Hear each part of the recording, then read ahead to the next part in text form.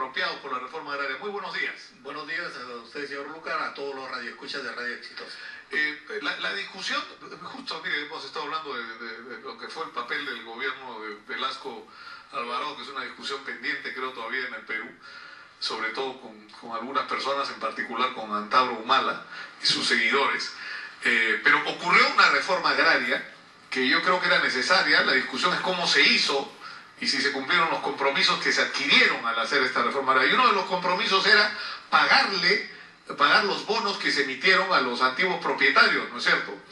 Estamos en el año 2017 y el gobierno del señor Kuczynski ha impuesto una política de administración de la deuda pública con acreedores peruanos que tiene las siguientes características. Primero, si el Poder Judicial sentencia al Estado peruano a pagar una obligación, el Estado peruano la puede acatar en la forma y en el plazo que se le dé la gana. Eso no es Estado de Derecho. Segundo, si el gobierno te sentencian a que pagues una reparación, ¿no es cierto? Así es. O una obligación del Estado peruano, no la pero tiene. Eso no significa que la vas a cobrar. No, no la tiene. Es más, en el Ministerio de Agricultura hay 300 millones de soles. Estamos hablando de 100 millones de dólares, más o menos, que el Estado peruano tiene en sentencias judiciales con más de 10 años de antigüedad.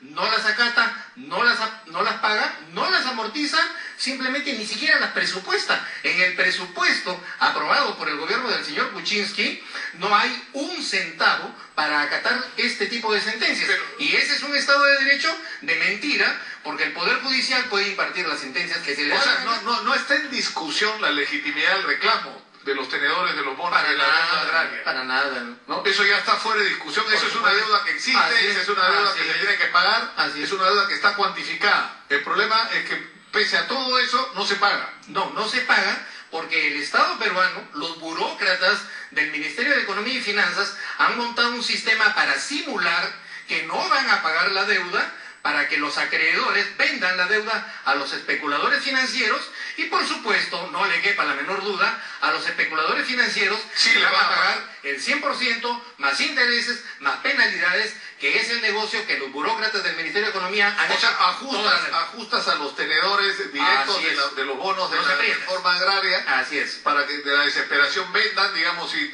tiene de un 100 de valor, ¿a cuánto? A 10. A 10.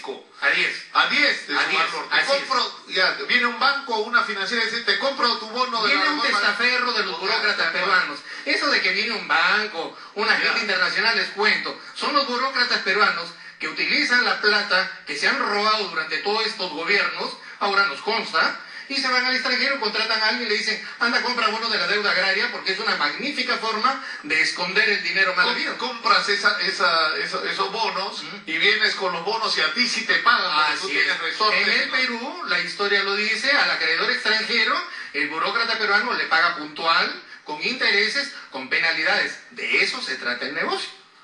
Y por eso no le pagan a los acreedores peruanos. Algo así como Comunicore, o sea que te pasas años litigando porque te paguen y Comunicore vende la deuda y a la semana siguiente la cobra. Comunicore es un chancay. El acuerdo de la Flor Green, que es el acuerdo que firmó el revolucionarísimo Velasco, le pagó a los americanos 70 millones de dólares por una deuda de 35 millones de dólares, cuando el Estado peruano tenía un presupuesto de $1 millón.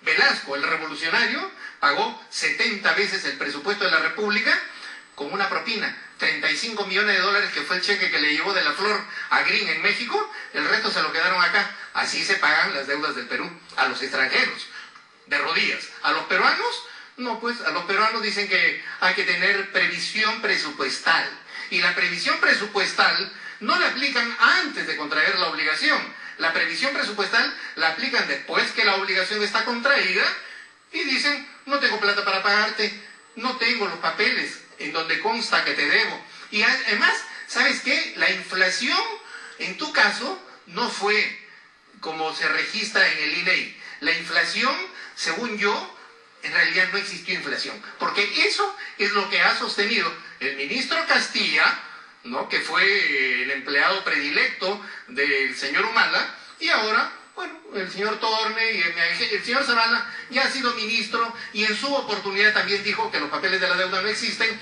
y que la inflación tampoco existió. Más o menos como lo que saben. O sea que no les debe.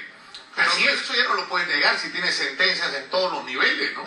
Tienes ahí una diferencia radical entre lo que está sentenciado con liquidaciones aprobadas y con presupuestos asignados en el Ministerio de Agricultura, aprobados con el índice de precios al consumidor, y ahora aparece por ahí diciendo que la deuda total, toda la deuda vinculada con las expropiaciones de toda la tierra en el Perú, suma $8.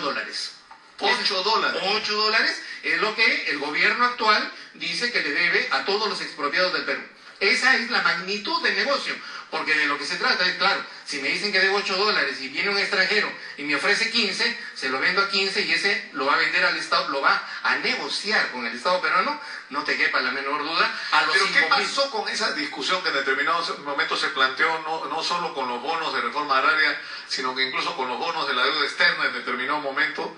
Es decir, si tú te comprometías a hacer una inversión, por ejemplo, en agricultura de exportación, por citar un caso, ¿no?, que podría ser, se te reconocían esos bonos, y, ¿no es cierto?, pero con ese compromiso. O sea, se discutieron fórmulas de solución, ¿no? El mejor ejemplo de lo que la burocracia del Ministerio de Economía y Finanzas hace con la deuda pública son los bonos, es la deuda rusa. La deuda rusa fue comprada por un especulador financiero al 2% de su valor y el Estado peruano la pagó al 100% más intereses y penalidades. Ese es el mejor ejemplo. Igualito lo hacen con todo. El problema es que los acreedores peruanos, hasta ahora, nadie ha consentido pagarle una coima a ningún intermediario y en consecuencia simplemente no nos pagan. Nosotros le hemos presentado un proyecto de ley que fue aprobado en 2 oportunidades en el Congreso de la República, una en el gobierno del señor Toledo y otra en el gobierno del señor Alan García, para convertir la deuda en inversión productiva, con bonos para colocarse en el mediano plazo que pudieran ser convertidos en todo tipo de inversiones. ¿Qué hizo el señor Toledo con el señor Kuczynski? Observó la ley para que los bonos se pudieran vender. ¿Qué hizo el señor García? Lo observó. Esto es un negocio, ¿no? Después de lo que usted duda de eso. A mí no me... Después de lo que hemos visto en los últimos 8 o 9 meses, donde aquí se han hecho negocios, pero... Yo recuerdo un caso de un reportaje que hice hace muchísimos años sobre Mayma, ¿no? Y Metropolitan Investment Corporation, así se llama la empresa que tenía en Panamá. Resulta que esta empresa, el Perú estaba en la época del gobierno de Alan García desesperado porque pequeños bancos estaban demandando al Estado peruano y pidiendo que se embarguen las reservas internacionales. Entonces, supuestamente una medida inteligente que se había hecho en Bolivia era salir el Estado peruano a comprarle la deuda, ¿no es cierto?, a esos pequeños deudores, por decir de alguna manera. Pero lo increíble que descubrimos en la investigación es que las empresas que seguían lo que se llamaba el mercado secundario de valores de la bolsa, este tipo de, ¿no es cierto?, decía que la deuda peruana se estaba comprando por parte del Estado al 10-12% del valor nominal, o sea que por cada $100 de deuda se estaba pagando 12, cuando el valor real en el mercado secundario era 35%. Es decir, que alguien en el camino se estaba levantando, pues. No, o sea, el Estado peruano estaba pagándole al señor Mayman, por lo que al señor Mayman le costaba la tercera parte. No, y estamos hablando de negocios del señor Mayman en la época de Alan García, primer gobierno. Ahora, lo que tenga que ver con dinero, en dinero se queda. El problema es que la burocracia del Ministerio de Economía y Finanzas para implantar esta política arbitraria y negociadora de la deuda pública interna ha quebrado el Estado de Derecho. Porque para imponer esta política ha negociado, ha impuesto, vaya uno a saber de qué forma, que el Tribunal Constitucional, con 3 magistrados, aprueben una resolución que contraviene 4 precedentes constitucionales vinculantes. Hoy día nosotros tenemos un presunto Estado de Derecho donde los precedentes constitucionales vinculantes dictados por el Pleno Jurisdiccional del Tribunal Constitucional no sirven para nada.